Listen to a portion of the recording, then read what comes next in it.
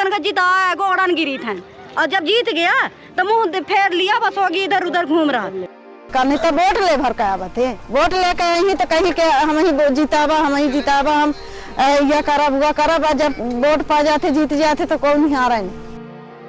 यहाँ पे कम से कम नहीं तो 250 वोट है दीदी, 250 वोट। हम संजय गांधी में अपने पति को एडमिट किए हुए हैं। सरकार को गिराना ही था तो हम लोग को कहीं दे देते, इसके बाद गिराते। बताइए, अब हमारे छोटे छोटे बच्चे हैं को कोई देखभाल, यहाँ रोड में लेके रहते हैं।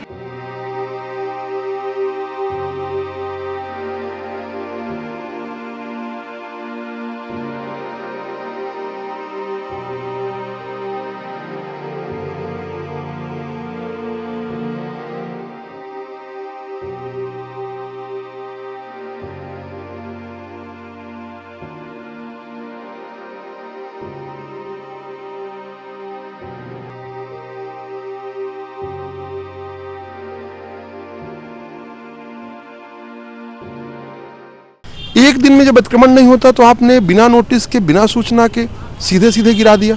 अतिक्रमण तो रीवा में राजेंद्र शुक्ला जी जो विधायक हैं उनका भी घर है। गुड़ विधायक नागेंद्र सिंह जी हैं, आप उनकी रजिस्ट्री दिखवा लीजिए। संभवतः 1 एकड़ के आसपास उनकी रजिस्ट्री और 6 एकड़ में उन्होंने कब्जा किया है। गरीब का अतिक्रमण नगर निगम को दिख जाता है, बड़े आदमी को नहीं दिखता। ये जो अनुसूचित जाति के लोगों की बस्तियां उजाड़ी जा रही हैं, ये राजेंद्र शुक्ला बस नहीं उजाड़ रही, राजेंद्र शुक्ला का चेहरा है ये, यहाँ की जनता खुद उजाड़ रही है। वो अनुसूचित जाति के लोग जिन्होंने अपना वोट भारतीय जनता पार्टी को दिया है, वो खुद इसके लिए जिम्मेवार है। प्रधानमंत्री आवास की वैकल्पिक व्यवस्था इनको करना चाहिए और उसके बाद ही इनको घर से हटाना चाहिए। कोई परिवार जो इतने सालों से मजदूरी करके बिजली, पानी, राशन और मतदान की भरपाई कर रहा है, उसका घर एक दिन में गिरा देना कितना कानूनी है?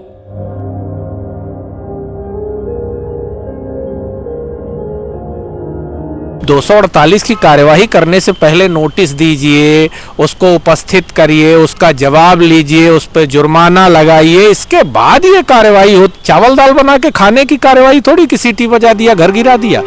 विगत 40 वर्षों से एक ही जगह रह रहा है, तो सरकार को उसके आवास, उसके पुनर्वास, उसके व्यवस्था के लिए गवर्नमेंट को एक रिपोर्ट बना के देनी चाहिए कि ऐसे व्यक्तियों के लिए पट्टा दिया जाना चाहिए।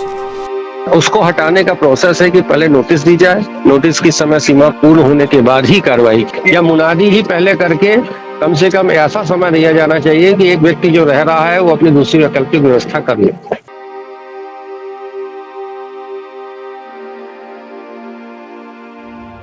अतिक्रमण हटाने के नाम पर नगर निगम प्रशासन का 40 परिवारों को बेघर करना कितना सही है?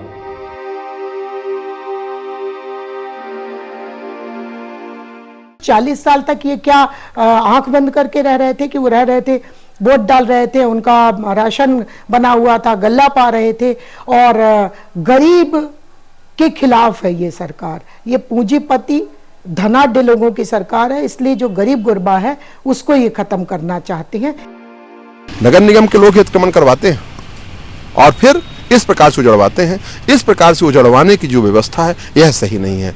इसके लिए जो है संवेदना एक है, अंदर से होना चाहिए। मनुष्य हैं, हमारे अंदर संवेदना है। वो अचानक से वो परिवार कहाँ चले गए होंगे रात में, 4 दिन से भूखे होंगे, उनको आपने तबाह कर दिया। तो पहले उनकी कोई बाढ़ जब आती है तो क्या करते हैं ना व्यवस्था, तो उनकी भी पहले आप व्यवस्था कर देते, उनको कहीं रख देते। प्रधानमंत्री आवास नरेंद्र मोदी जी ने 14 में भाषण दिया था, अभी भाषण है कि 2022 में ऐसा कोई व्यक्ति नहीं होगा जिसके ऊपर छत ना हो। इसका मतलब 25 लग गया, 22 बीत गया, अभी भी भारत देश में करोड़ों लोग हैं जिनके पास घर नहीं है। तो मोदी जी झूठे।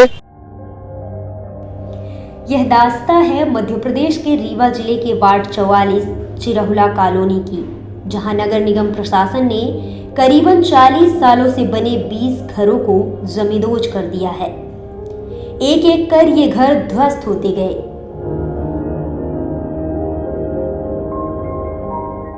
चार बजे समय अलाउंस हुआ, उसके दूसरे दिन गिरा दिया गया मकान।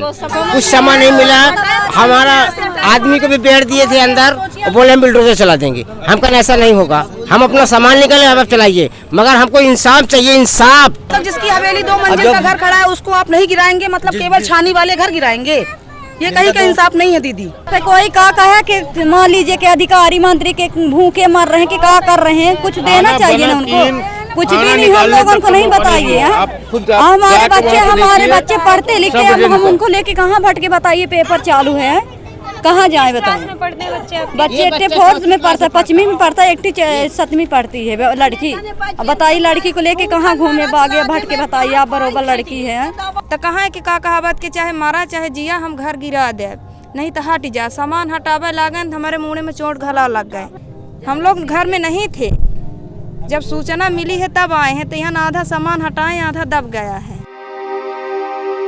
बुधवार 19 फरवरी 2025 की शाम 5 बजे मुनादी कराई गई और गुरुवार की सुबह 8 बजे से पुलिस बल और जेसीबी मशीनों की मदद से इन घरों को गिराने की यानी अतिक्रमण हटाने की कार्यवाही शुरू कर दी गई। एक दिन में इनका आशियाना मलबे में तब्दील हो गया। बहरहाल ये भू राजस्व संहिता 1959 की धारा 248, 250 की बेदखली की कार्रवाई है, अतिक्रमण की कार्रवाई है। पर मेरा ये कहना है कि ये कोई रसूखदार व्यक्ति नहीं है। ऐसे व्यक्ति हैं जो निर्धन परिवार से बिलोंग कर शासन के नियमानुसार जो व्यक्ति 11 वर्ष से एक जगह स्थायी रूप से रह रहा है वो वहाँ का मूल निवासी कहलाता है। मध्य प्रदेश की शासन की भूमि में यदि किसी तरह झोपड़ी बना के रह रहा है, विगत 40 वर्षों से एक ही जगह रह रहा है, तो सरकार को उसके आवास, उसके पुनर्वास, उसके व्यवस्था के लिए गवर्नमेंट को एक रिपोर्ट बना के देनी चाहिए कि ऐसे व्यक्तियों के लिए पट्टा दिया जाना चाहिए। अब ये परिवार खुले आसमान के नीचे सड़क पर पन्नी तान कर रहने को मजबूर हैं। लोग रात के अंधेरे में सड़क पर खाना बना रहे हैं। बच्चों की परीक्षाएं चल रही, लेकिन वे बिना परीक्षा में बैठे ही नाकाम हो गए हैं क्योंकि उनके सपने मकान के मलबे में दब चुके हैं।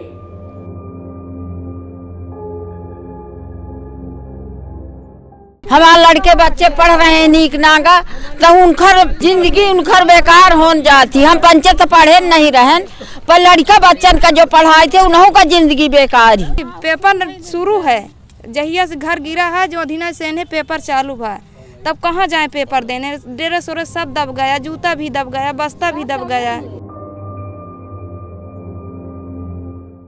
इन परिवारों के पास अब ना तो खाने के लिए कुछ बचा है और ना ही कोई सुरक्षित स्थान।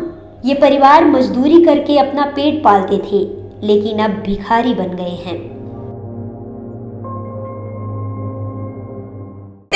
लड़कन का खिलाई पैसा आई तो काहे का मारी थे, अपने अपने घरे मकान मन नहीं रहा थे। और जब नहीं आ कुछ हमारे पास के तब नहीं थे ना रबा में पड़े हाथ ना रबा में नहीं पड़े पाईता है। बताई बिल्कुल जितनी जून से मशीन आ गई रगदा सामान और उधर दवा है। हम भर तो रहबे भन तो कत्ता नहीं बूढ़ी से बनता ही नहीं रहा, तब निकलबे नहीं भाई। हम भर तो रहन तो हमारे एक हाथे पिरात रहा है, एक हाथे निकालन फिर जाना वो लड़का आगे तक हर भी निकलवाहन कहाँ निकाला। अब वो कहीं और दबा है सामान। इस पूरे मसले पर नगर निगम प्रशासन ने क्या कुछ कहा, सुनिए। ऐसा तो नहीं है, क्योंकि नगर निगम के लगातार अतिक्रमण की कार्रवाई होती रहती है। जो भी नियम है, जो भी हमारे लीगल मैंडेट है, उसी के अकॉर्डिंग हमेशा अतिक्रमण की ये होती है, कार्रवाई होती है। इस पर्टिकुलर केस में भी बहुत पहले से नोटिसेस दिए गए हैं। तकरीबन 3 महीने पहले से इसका निरीक्षण किया था, तब वार्निंग्स दी गई थी, सब दिया गया था, तब से ये अभी तक पेंडिंग था। उसके पहले हटाने से पहले भी लगातार मुनादी भी करवाई गई थी। कुछ लोगों ने खुद से घर भी खाली करवाए थे। मतलब अगर ऐसा है तो उन लोगों ने भी घर खाली नहीं कराए होते जो लोगों ने खाली कराए। इनफैक्ट अभी भी जो कुछ बचे हुए हैं उन लोगों ने भी खाली कराया है घर। दूसरी बात यह है कि रीवा ज़िले के जो रेसिडेंट्स जिनका है उन्हीं को, या रीवा शहर के, उन्हीं को हम आवास में लाभ दे सकते हैं। इसमें ज़्यादातर हमारे जो सर्वे हुए थे उसमें सीधी ज़िले से लोग जो है वो यहाँ आके रुके थे। कोई लोग ऐसे थे कि जो किसी ने किसी को रेंट पे दे रखा था, तो ऐसे टाइप लोग थे, तो उनको रीसेटल करने के अभी फ़िलहाल कोई प्रावधान नहीं है क्योंकि वो दूसरे ज़िले के थे। फिर भी हमने उनका आश्रय स्थल में, सामुदायिक भवन में जो है उनकी व्यवस्था करवाई है। अभी भी उनको उनके दस्तावेज़ हमने परसों हम जब गए थे तब भी मांगे थे, तब उनके द्वारा अभी भी कोई दस्तावेज़ नहीं दिए गए क्योंकि उनको पता है कि पिछले बार जो दस्तावेज़ दिए गए तो अन्य ज़िले के थे। इन परिवारों के चेहरे पर मुस्कान लौटाने के लिए प्रशासन की मुनादी से ज़्यादा इंसानियत की एक मुनादी की ज़रूरत है। जब घर टूटे हैं तो सिर्फ दीवारें ही नहीं, उम्मीदें भी गिर चुकी हैं। क्या हम उनका दर्द समझने का हौसला दिखा सकते हैं?